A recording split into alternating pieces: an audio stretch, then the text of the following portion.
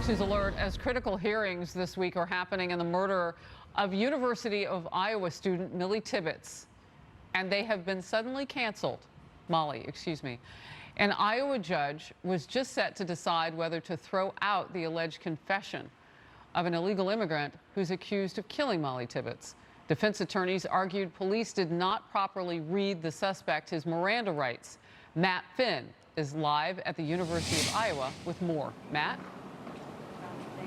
Harris, we were about to walk into court today when these hearings were suddenly canceled because of a death in one of the defense attorneys' families. We have learned that these hearings have been rescheduled for next month, and they are going to play a substantial role in the murder trial of Molly Tibbetts. That's because a judge is set to decide how much of the murder suspect's alleged confession can be used. Defense attorneys want some, if not all, of Rivera's confession thrown out, insisting last summer Christian Rivera was not properly given his Miranda rights, and there were issues with translation when he was questioned about Tibbetts' death.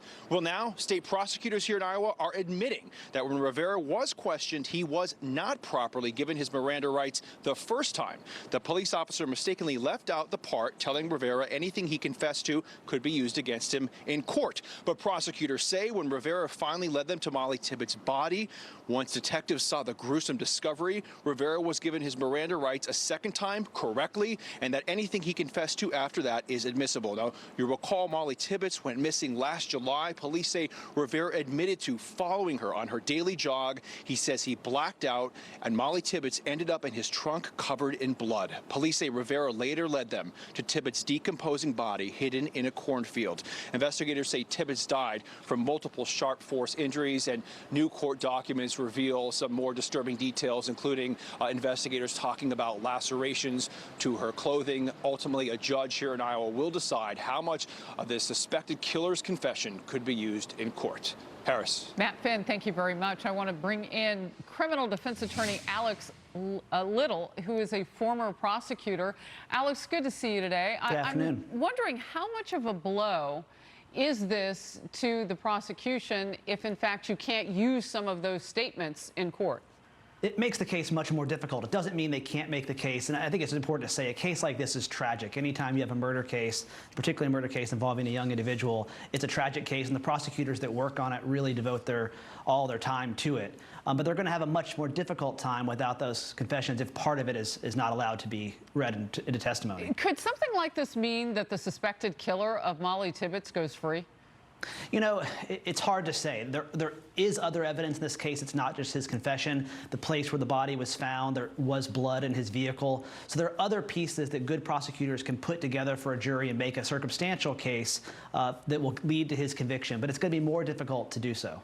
Miranda, it's so very basic. How common is it that this goes wrong? And what exactly happened that went wrong in this case? You know, I'll tell you, as a prosecutor, it is something that infuriates prosecutors across the board because it is basic. Police officers and detectives know what to do, and sometimes they forget, and sometimes they do it incorrectly.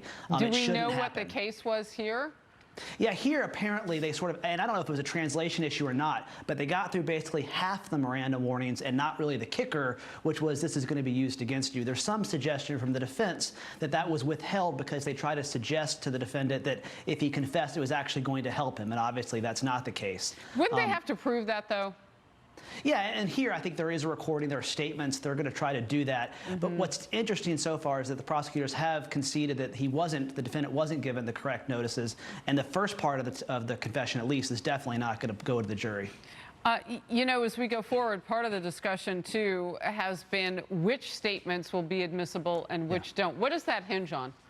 Well, so it's going to hinge on the first half we know is out. The prosecutors have conceded that. The judge is not going to let them kind of go back on that. So now, after there was a second Miranda, can those statements be used? And the really fight there is about whether they were voluntary, whether he was tricked into making them, or whether his previous confession sort of affected his subsequent confession. So those are the issues the judge is going to look at that part of the hearing. Wow, I know you've had to do this, and that is talk with families. I know you were a former prosecutor.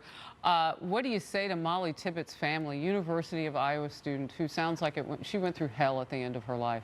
You know, every day when you work on a case like this, you feel for the family, and it's hard on prosecutors, it's hard on the police officers who work on cases like this. Yeah. And I think you just try to give them hope. You hope that at the end of the day there will be justice. Alex Little, Thank you very much for your time. Thank and you. we'll follow the case and keep everybody apprised. Hillary Clinton.